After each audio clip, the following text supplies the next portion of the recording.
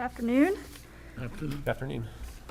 So just a reminder for folks, we did change the format of our community briefings, and so our community briefings and the briefings to the county commissioners happen in the same space, which is now.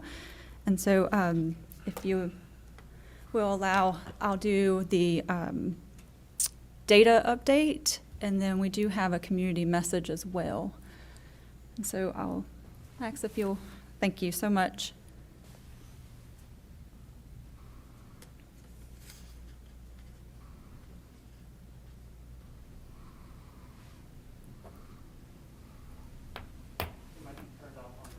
Okay. Thank you, sir. It was. So our key messages today, as I said, are to go over the current situational report for COVID-19. Since starting to use our metrics, it's going to look a little different today with less of the charts and graphs that we've been traditionally showing you. Then go into a community message regarding Thanksgiving and holiday recommendations. Continue to talk through the social distancing pieces and also flu recommendations. So I want to start off with just the national perspective.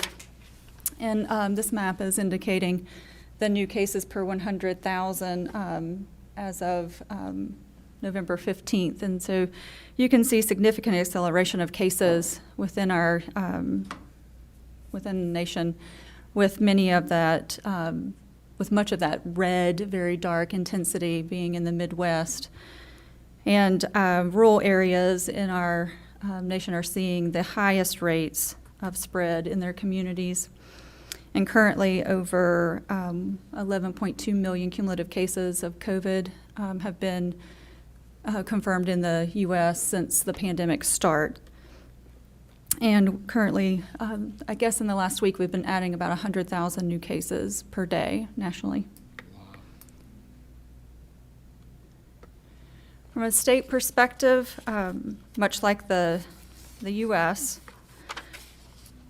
there have been increased cases over the last week or so, and as of November 17th, North Carolina has a cumulative case count of 317,495 confirmed cases since the start, with 4,852 COVID-related deaths. North Carolina continues to see increased daily cases throughout the past week, with our percent positivity continuing to increase most quickly in our rural communities as well, so mimicking much what we see at a national level. Much of that spread, when we look at the state trends, much of that spread is associated with small social gatherings, get-togethers, particularly between friends and families, which is not that different from our local experience. And then at a local level, you'll recall that just a couple weeks ago, we started to introduce these local metrics based on some of the White House Task Force metrics, which are also used in many of the other slides that I just showed. And after a week of very stable trends, we have experienced an increase in cases per 100,000 in the last couple of days. We are experiencing, two significant clusters, including one at an area prison, that are contributing to the increase, but not solely responsible for all of the increase. And we saw an increase in our percent positivity in the last week. And so just a reminder, the new cases per 100,000 population per week, last week that was at about 84, and as I said, that remained stable all last week, ranging from about 80 to 90 on average. And then that changed significantly come Sunday, when we started to see about 60 new cases per day in our local health department workflow. The diagnostic test result positivity rate, which is that percent positivity, that has changed. That's slightly gone up. The last week that was about 3.7, and now we're looking at 4.0, which is still below the desired 5%, but does indicate an increase since last week's look. Our testing data, which is the next indicator, has increased significantly. Last week, that was just over 2,000 tests, diagnostic tests per 100,000 population. This week, we were almost at 2,300. And just a reminder that we've seen that weekly testing trend increase since the summer, where we were seeing a little over 4,000 tests per week in the community, and now on average for the last 6 weeks, it's been well over 5,800, getting closer to 6,000 tests per week on average. The deaths per 100,000 remains stable. That did not change, and our hospital data remains stable. So the governor, you might recall that when we started to introduce this metric too, we talked about if we have certain in 5 or more in the whole table, we would be bringing recommendations to you. If we had 3 or more in that section 1, we'd be bringing recommendations to you, or if our hospital data was in the orange or red, we'd be bringing recommendations to you. So given that the governor just recently reduced the indoor mass gathering limit to 10, that would have been our initial recommendation for restrictions, given the metrics that you are seeing. And as I said, the governor just recently did that. That reduction in gatherings went into effect November 13th, so just a couple of days ago. Other recommendations that I'll be talking through today will include Thanksgiving festivities, including limiting those to only households obtaining testing prior to attending or traveling for a holiday, and self-quarantining before and after attending a gathering. And this will be in addition to our regular 3W recommendations that we consistently talk through. And just wanted to inform you that if 3 or more of our metrics in Section 1 remain red or orange, or if we have additional change, additional restrictions may be needed and will be discussed at our next update. So watching this one, given that the governor has already reduced that indoor gathering. I'd like to go into more detail about the recommendations for the holiday festivities, and this is where I kind of like to change the style a little bit and go from the data to more that community briefing style, if I may. And I'd like to deliver that community briefing type of address for the community as a whole. And so just to summarize for folks, our nation and our state have been experiencing high rates of viral transmission in the last week. This has resulted in record daily case counts for both our country and our state. To date, the United States has experienced over 11 million confirmed cases since the pandemic start, and almost 250,000 deaths related to COVID-19. Our state currently has experienced over 317,000 confirmed cases since identifying our first North Carolina case.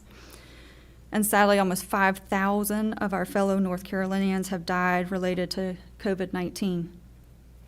Here in Buncombe, we are on the brink of reaching 5,000 cumulative cases in our county. We are just under that today, with over 100 of our neighbors having died related to COVID-19. Contact tracing locally tells us that family get-togethers and social gatherings and places of work are sites of potential spread and exposure. And so I just want to remind folks that please remember that the 3 W's must be followed all the time in order for it to work. This means with your family, your friends, and your coworkers, which means also at dinner with neighbors, at church, and in the break room. We have to be following the 3 W's. And as we embark on what starts our traditional holiday season, I want us to remember all of those who have been infected and affected by COVID-19. I want us to remember that this holiday there are some of our neighbors that will be missing someone special to them because of COVID-19. And as we enter this season, please remember that every interaction, even those with your family, is an opportunity for the virus to spread. Our local indicators are on the rise. The things we do or don't do matter. Our future trends and decisions lie in the hands of each other and every community member. So please remember that washing our hands, wearing a mask, and keeping 6 feet apart with anyone outside our immediate household, and that means people we know but who are not in our household, is very important. And please remember to get the flu vaccine. Protecting ourselves against the flu means helping our hospital system not be overwhelmed this season. And as I mentioned, Thanksgiving is an important holiday for many. It has meant showing our love and appreciation for our families and our friends and other loved ones with food and fellowship.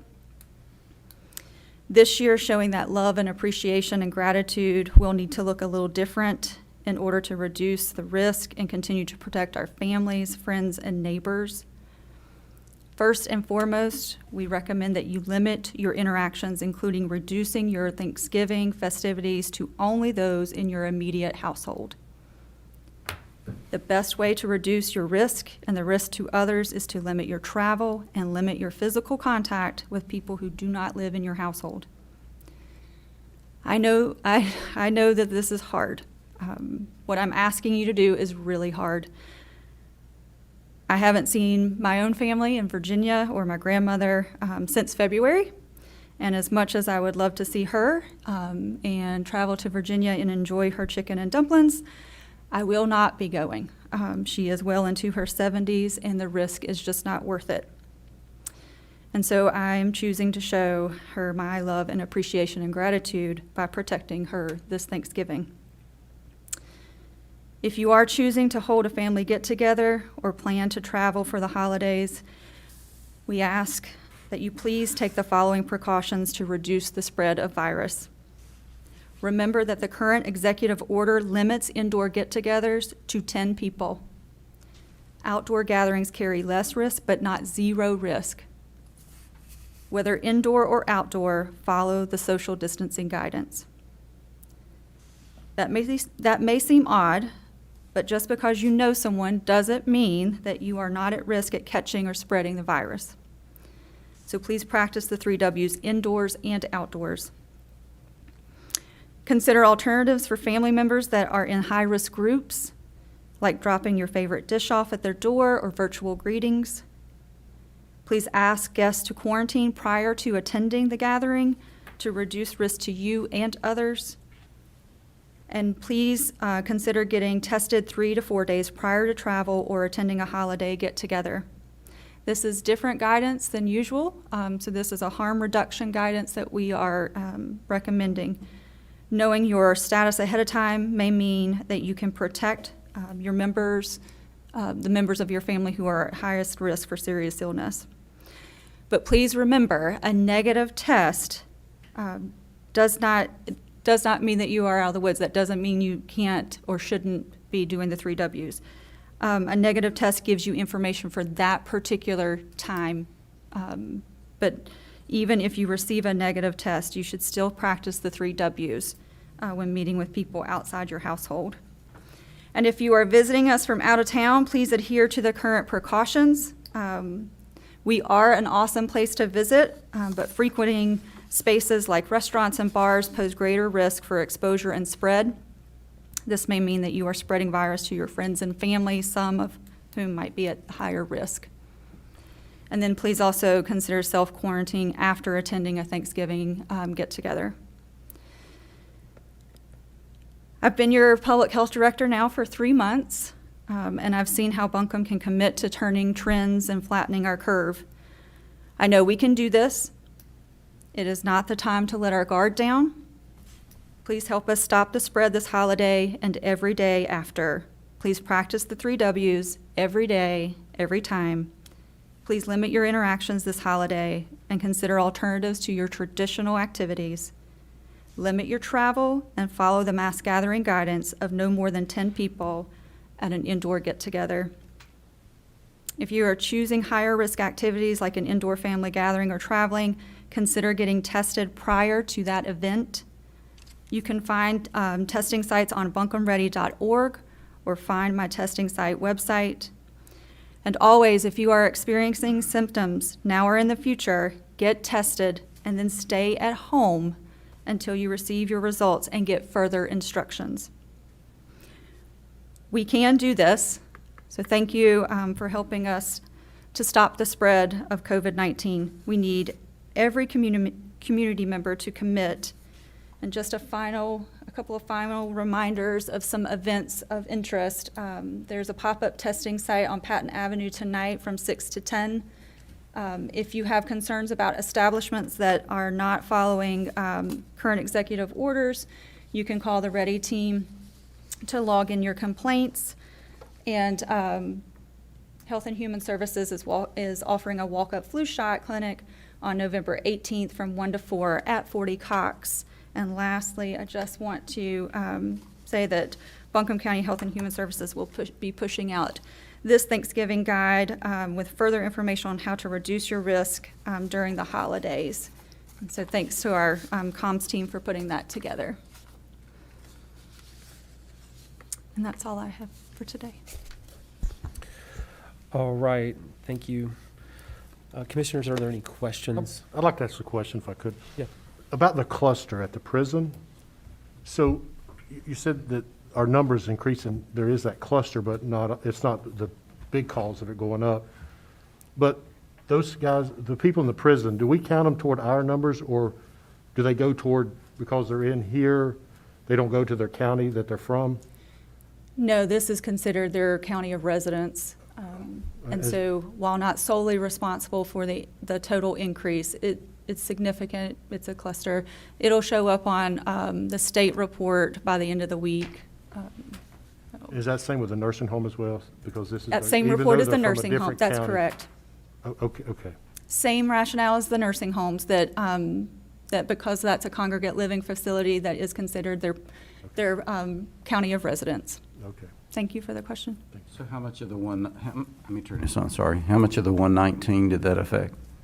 So the 119 is a metric based on all the cases that came in that week.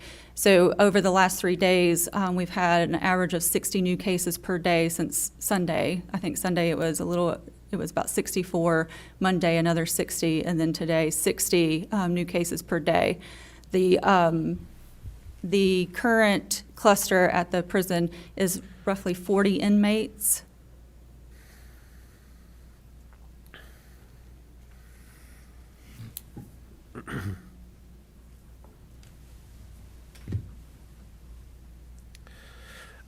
So I guess one other question I have is,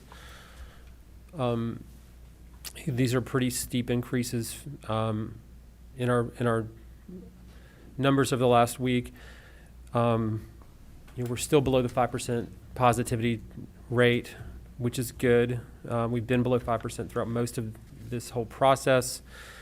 And I guess I just, understanding there's a couple of these hot spots, but across the country, just the growth in numbers have just been probably I'll remember 5 or 6 weeks ago when Fauci said, we could look at we could potentially have 100,000 cases a day. And I remember when I heard that on the radio, I was like, that's crazy, right? Like how could we get to 100,000 cases a day?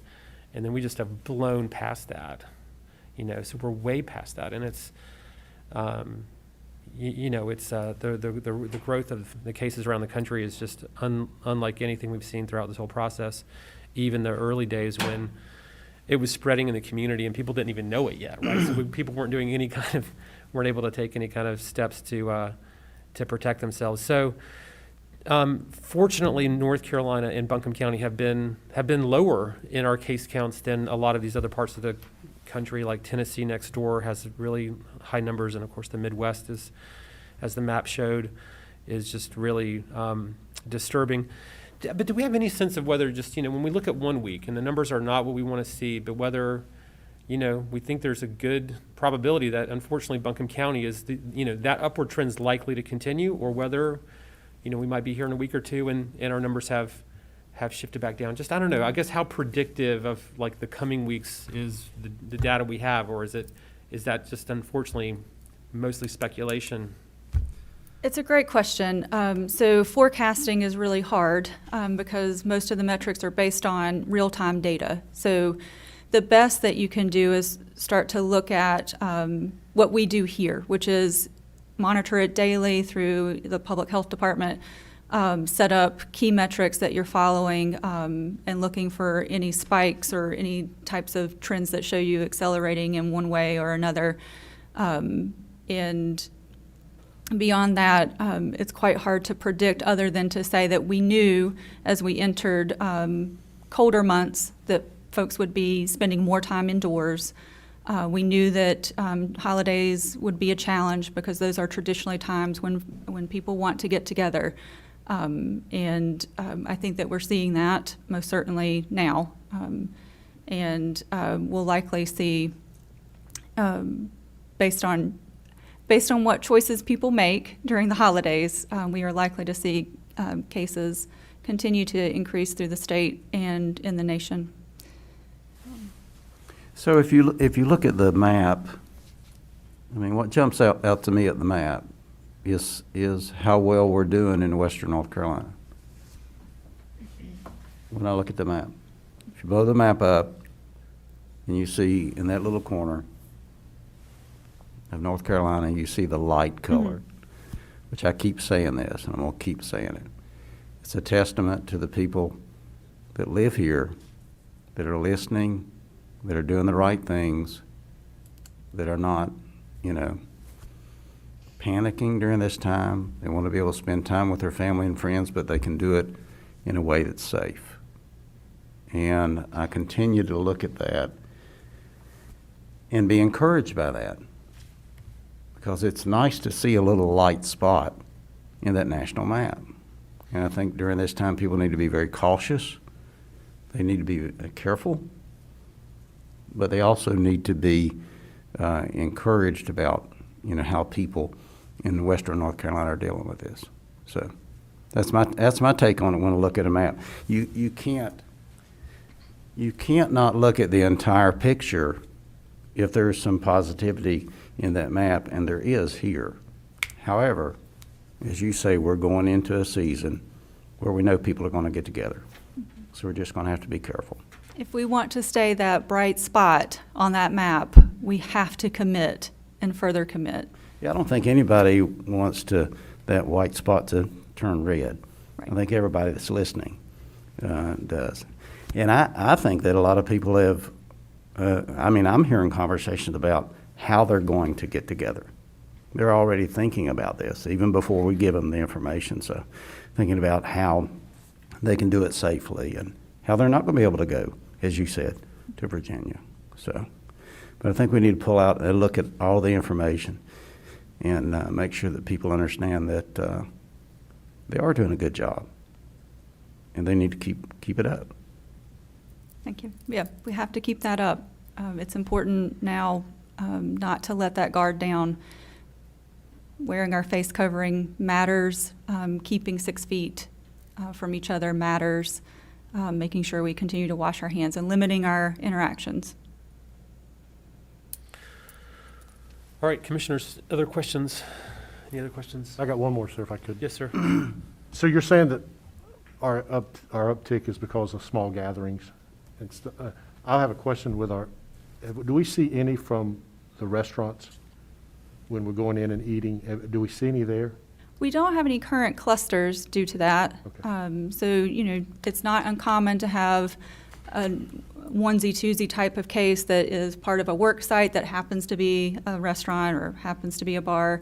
But overwhelming, like when we look at the contact tracing and when our communicable disease nurses are doing the case investigation and contact tracing pieces, what we find about the spread and the exposure, it tends to be family get-togethers. It tends to be neighborhood types of things.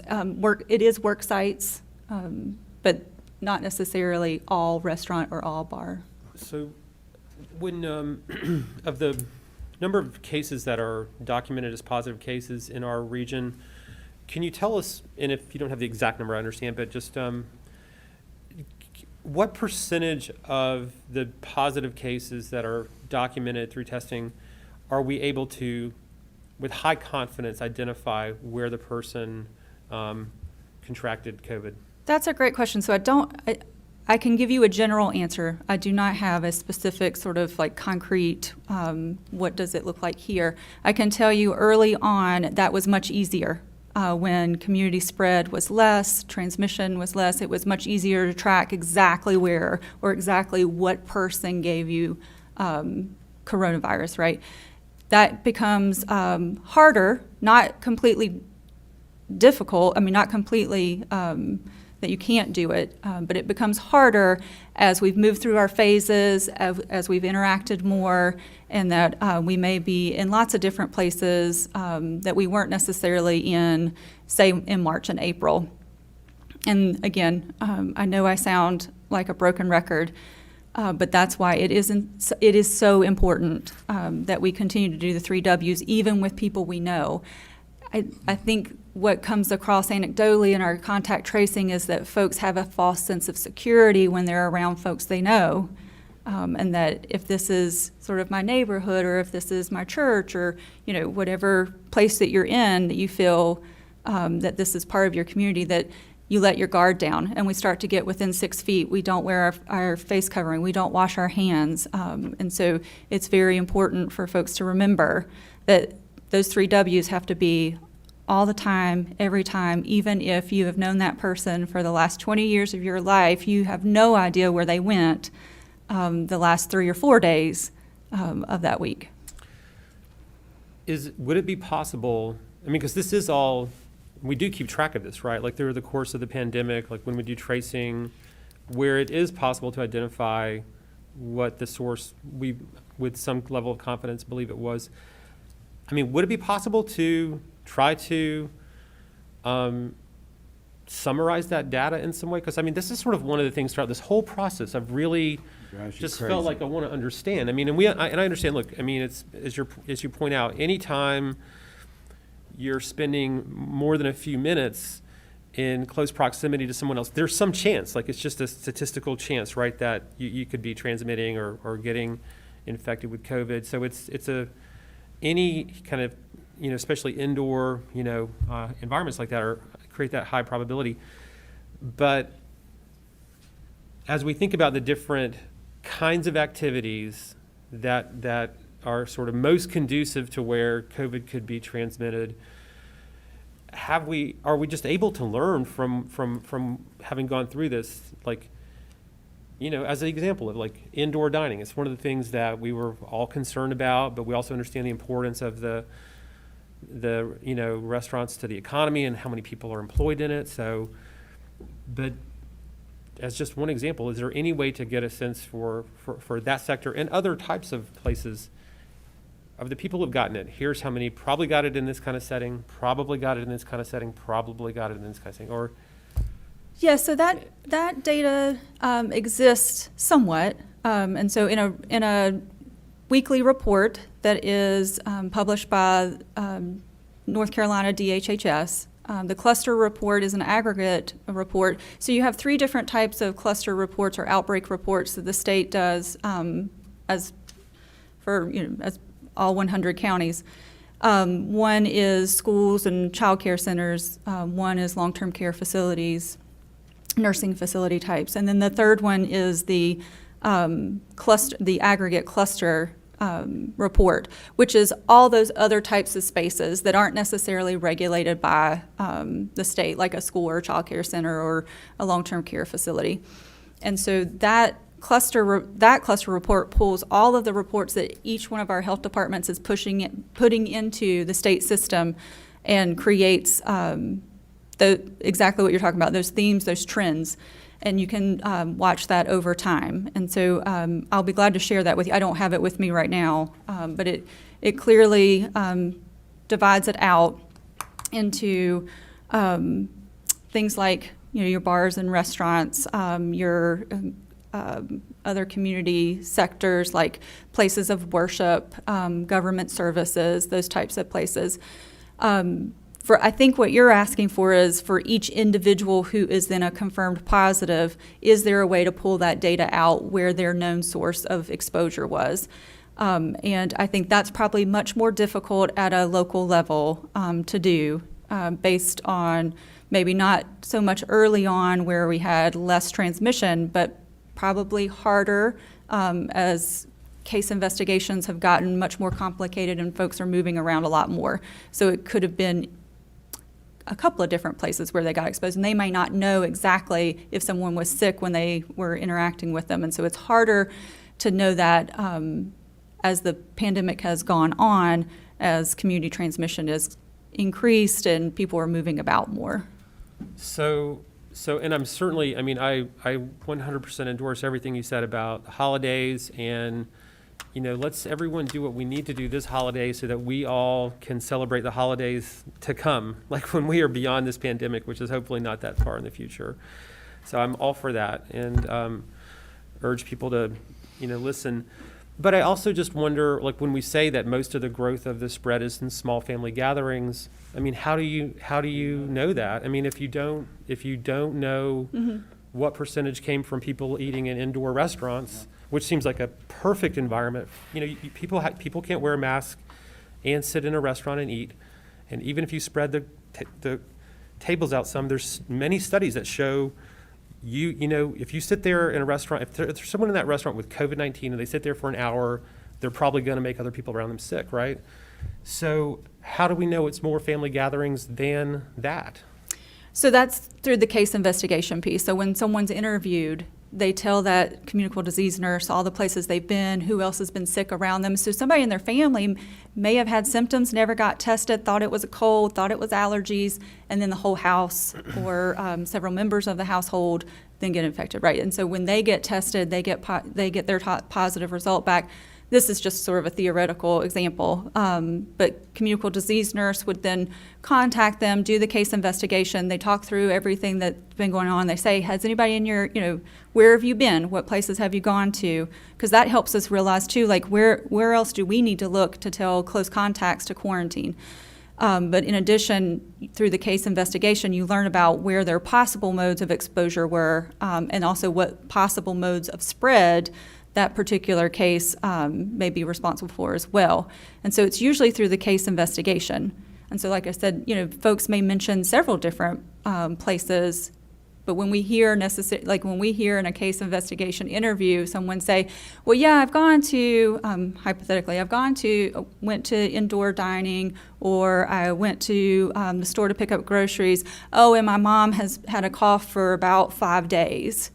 And so, you know, there's clearly, you know, or we went to my aunt's house and had dinner and my cousin had the sniffles and was coughing a lot. So there are some of those types of things where we're like, that could be what we're looking at, right? And so over time, as I said, that it's a little bit harder to pinpoint exact modes of exposure because of the folks moving around so much. In the earlier days, it was much easier to sort of pinpoint a place or a person of source of exposure or source of infection. Okay. All right.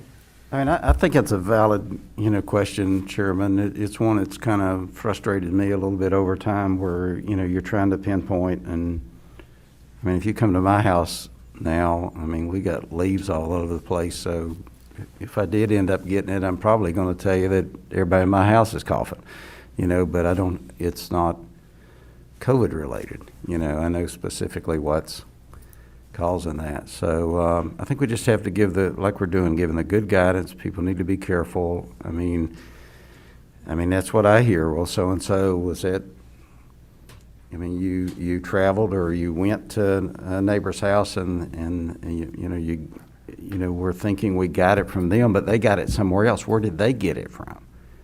You know, did they had to get it outside that house? You know, but then eventually we're going to gather together, and so we just have to be really careful. But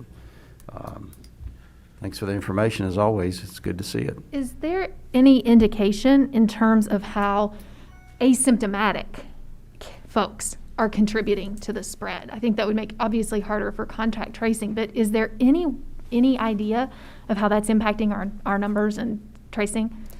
Yeah, and I wish I had the sort of scholarly data with me to share with you. I don't, but we do know that not just asymptomatic, but pre-symptomatic, those folks who might show symptoms later on, but aren't at the time that they're interacting with others and potentially shedding virus, is significant, and that we've seen that over time with COVID. And that, yes, it's hard to pin that down necessarily in case investigation and contact tracing when folks are also talking about where they've been and you ask them about, have you been around anybody with symptoms? And they say no. And it could likely be that they've also been in contact with someone who is either pre-symptomatic or asymptomatic.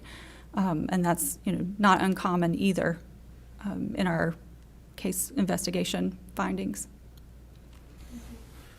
So the last slide you had, and I'm going to say this and I'm going to hush, but it's a really good slide, the Thanksgiving 2020 safety tips. I mean, if you look at the slide before where you were talking about, self-quarantining after you have a Thanksgiving gathering, and I would read that and I would think, okay, well then that means after I have Thanksgiving dinner, I got to stay at the house for 14 days, which that's not what you're saying, right? For the guidance that I might talked eat about? enough on Thanksgiving to where I might have to do that, but this, if you read all of these are very good, and they need to be put out there. I mean, because these are very common sense things that you can do. They're not fearful at all. They're very common sense things, low risk, medium risk, high risk. And so I think it'd be, people need to be able to see that. They need to be able to read that. We need to get it out to them. If they're looking for, for some guidance, that's some good common sense. That's a good common sense approach, I think, on that slide. Well, thank you. I cannot take credit for it. That is our very competent and incredible communications team who are not in this room to take credit for that, but it will be pushed out. I believe it's going to be pushed out today after this briefing, and will be on our website for folks to access. And North Carolina Department of Health and Human Services also has some interim Thanksgiving guidance and guidance around Black Friday shopping as well, if folks are interested, and you can Google that. And I'm sure we have a link to that at some point too. All right. Thank you so much. All right. Appreciate it. Thank you. All right. Next up is the transparency update, and Matthew Baker is going to help us with this item.